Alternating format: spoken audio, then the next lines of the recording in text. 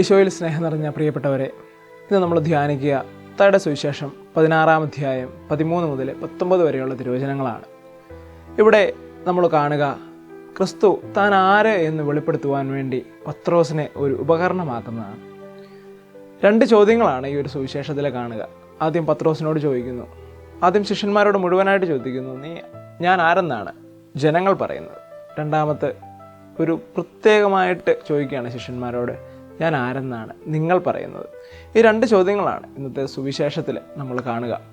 പക്ഷേ ഈ ചോദ്യം ചോദിക്കുന്നതിന് മുൻപായിട്ട് ക്രിസ്തു തിരഞ്ഞെടുത്ത ആ സ്ഥലത്തിന് ഒരു പ്രത്യേകതയുണ്ട്. കേസറിയ ഫിലിപ്പി പ്രദേശമാണ് ക്രിസ്തു തിരഞ്ഞെടുക്കുക ഈ ചോദ്യം ചോദിക്കുവാൻ വേണ്ടി. നമ്മൾക്ക് വേണമെങ്കിൽ ചിന്തിക്കുക, എന്തുകൊണ്ട് ക്രിസ്തു ആ ഒരു സ്ഥലം തിരഞ്ഞെടുത്തു? കാരണം ബെത്ലഹേമിൽ ജനിച്ചവൻ സ്വന്തം നാട്ടിൽ അത് താൻ ആരെന്ന് വെളിപ്പെടുത്തുവാൻ വേണ്ടി തിരഞ്ഞെടുത്തില്ല. മറിച്ച് ക്രിസ്തു തിരഞ്ഞെടുത്ത ഒരു വിജാതീയ സ്ഥലമാണ്, അതായത് കേസറിയ ഫിലിപ്പി. ഒത്തിരി സാധ്യതകളുണ്ടായിരുന്നു ക്രിസ്തുവിന് മുൻപിൽ. സിനഗോഗുകളുണ്ടായിരുന്നു, ജെറുസലേം ദേവാലയം ഉണ്ടായിരുന്നു, അങ്ങനെ ഒത്തിരി ഇടങ്ങൾ. ഈ കേസറിയ ഫിലിപ്പി പ്രദേശത്തെക്കുറിച്ച് ചിന്തിക്കുകയാണെങ്കിൽ ഒത്തിരിയേറെ ദേവന്മാരുടെ ഒരു ഇടമായിട്ടാണ് കേസറിയ ഫിലിപ്പിയെക്കുറിച്ച് പറയുക. വിജാതീയ ദേവന്മാരുണ്ടായിരുന്നു, അതുപോലെ തന്നെ പാൽദൈവന്മാരുണ്ടായിരുന്നു. അങ്ങനെ ഒത്തിരി ദേവന്മാരുടെ ഇടമായിട്ടാണ് ഈ ഒരു കേസറിയ ഫിലിപ്പി പ്രദേശത്തെക്കുറിച്ച് പറയുക. എന്ന് പറഞ്ഞു കഴിഞ്ഞാൽ മറ്റു മതങ്ങളുടെ എല്ലാം ഒരു സെൻറ്ററായിട്ട് നിൽക്കുന്ന ഒരു സ്ഥലമാണ് ഈ കേസറിയ ഫിലിപ്പി. അവിടെയാണ് ക്രിസ്തു താൻ ആരെ എന്ന് വെളിപ്പെടുത്തുവാൻ വേണ്ടി ആ ഒരു ഇടം തിരഞ്ഞെടുക്കുന്നത്. വളരെ വ്യത്യസ്തമായിട്ട് ഒന്നാമത്തെ ചോദ്യം ചോദിക്കുന്നു, ഈ ചുറ്റും നിൽക്കുന്ന വിജാതീയരായിട്ടുള്ള മനുഷ്യരൊക്കെ, അല്ലെങ്കിൽ എന്നെ അറിയാത്തവരൊക്കെ ഞാൻ ആരെന്നാണ് പറയുന്നത്? അപ്പോൾ അവർ പറഞ്ഞു, ചിലർ ഏരിയ എന്ന് പറയുന്നു, ചിലർ പ്രവാചകന്മാരിലൊരു എന്ന് പറയുന്നു. അങ്ങനെ പല ഉത്തരങ്ങൾ കൊടുക്കുകയാണ്. അതിനുശേഷം ക്രിസ്തു വളരെ പ്രത്യേകമായിട്ട് ശിഷ്യന്മാരോട് ചോദിക്കുകയാണ്, ഇനി നിങ്ങൾ പറ ഞാൻ ആരാണെന്ന്.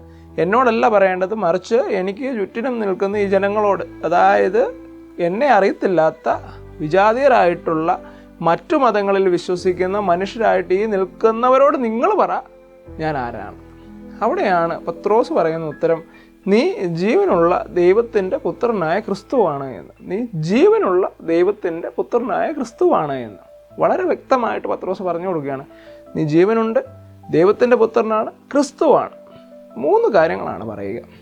അപ്പോൾ ജീവനുള്ള ദൈവത്തിൻ്റെ പുത്രനായ ക്രിസ്തു എന്ന് പറയുമ്പോൾ എല്ലാ മനുഷ്യർക്കും വേണ്ടി രക്ഷകനായിട്ട് വന്നവനാണവൻ. എല്ലാ മനുഷ്യർക്കും വേണ്ടി ജീവിക്കുന്ന ദൈവത്തിൻ്റെ പുത്രനാണ്.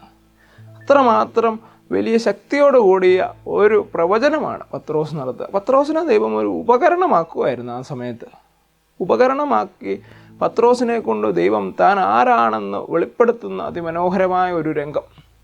അവിടെയാണ് അതിനുമായിട്ടാണ് ക്രിസ്തു ആ ഒരു ഇടം തിരഞ്ഞെടുക്കുക. എൻ്റെ പ്രിയപ്പെട്ടവരെ, നമ്മളെയും ദൈവം ഒരു ഉപകരണമാക്കുന്ന ഒരു നിമിഷത്തിലൊക്കെയാണ് നമ്മൾ കടന്നു പോകുന്നത്. കാരണം നമ്മളും ഇതുപോലെ പല മതങ്ങളുടെയും പല വർണ്ണങ്ങളുടെയും പല കാര്യങ്ങളുടെയും മധ്യത്തിൽ ജീവിക്കുമ്പോഴും എൻ്റെ ക്രിസ്തുവിനെ എനിക്ക് മനസ്സിലാക്കാൻ സാധിക്കുന്നുണ്ടോ? അവനെ പ്രഘോഷിക്കുവാൻ ഞാൻ സമയം കണ്ടെത്തുന്നുണ്ടോ? അത് എൻ്റെ ജീവിതം ചുമ്മാ അങ്ങ് ജീവിച്ചു പോകുന്നു, ഞാനൊരു ക്രൈസ്തവനാണ്, ക്രിസ്ത്യാനിയാണ്, ക്രിസ്തുവിൻ്റെ അനുയായിയാണെന്നൊക്കെ പറയുമ്പോഴും അവനെ മനസ്സിലാക്കുവാനും അവനെ പ്രഘോഷിക്കുവാനും മറ്റു മതസ്ഥരുടെ മുൻപിലും മറ്റുള്ള ഇടങ്ങളിലും എന്നെ പലപ്പോഴും എൻ്റെ ജീവന് പോലും ഭീഷണിയാവുന്ന ഇടങ്ങളിലും എനിക്ക് എൻ്റെ ക്രിസ്തുവിനെ പ്രഘോഷിക്കാൻ പറ്റുന്നുണ്ടോ? എൻ്റെ ക്രിസ്തുവിനെ എനിക്ക് മനസ്സിലാക്കാൻ പറ്റുന്നുണ്ടോ? എൻ്റെ പ്രിയപ്പെട്ടവരെ, അതിനായിട്ട് നമ്മുടെ ജീവിതങ്ങളെയൊക്കെ ഒന്ന് സജ്ജമാക്കാം. എൻ്റെ ക്രിസ്തുവിനെ മനസ്സിലാക്കുവാനും എൻ്റെ ക്രിസ്തുവിനെ മറ്റുള്ളവർക്ക് പകർന്നു കൊടുക്കുവാനും നമുക്ക് ഓരോരുത്തർക്കും സാധിക്കട്ടെ എന്ന് പ്രാർത്ഥിക്കുന്നു. ദൈവം നമ്മെ എല്ലാവരെയും സമൃദ്ധമായി അനുഗ്രഹിക്കട്ടെ.